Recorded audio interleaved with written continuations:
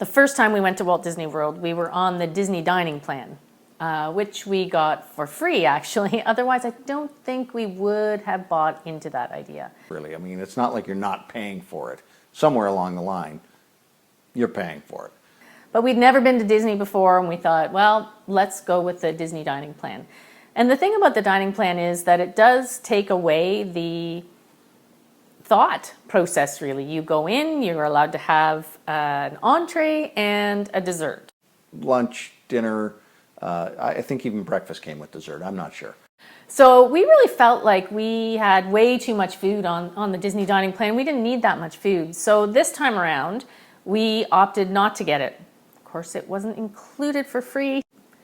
The interesting thing about making plans for Disney is having to book your restaurant 180 days in advance. Now, you don't have to, but if there's really ones that you really want to get into. I do not, in my mind, have a 6-month expectation of where I'm going to eat next.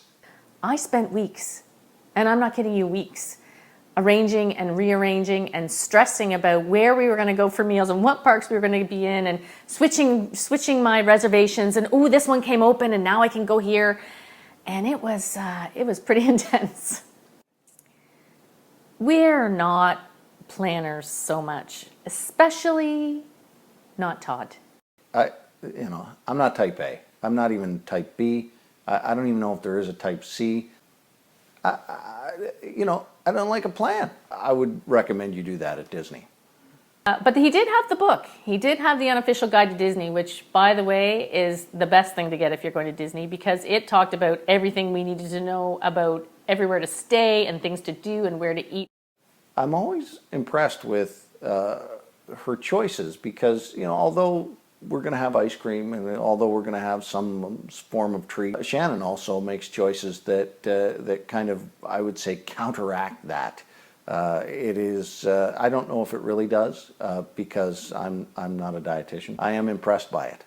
Not seemingly impressed enough to do it myself, but still, I am impressed by it. One of the things that I found that I loved, actually there were two in Animal Kingdom, and I was alone in my family in loving this, but one of the things that they had was a fruit stand, a fresh fruit stand, so you could buy bananas and apples and oranges and chunks of fruit.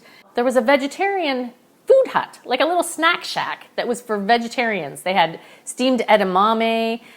I just thought that was, again, like just a really neat option and forward thinking on Disney's part when it comes to food choices.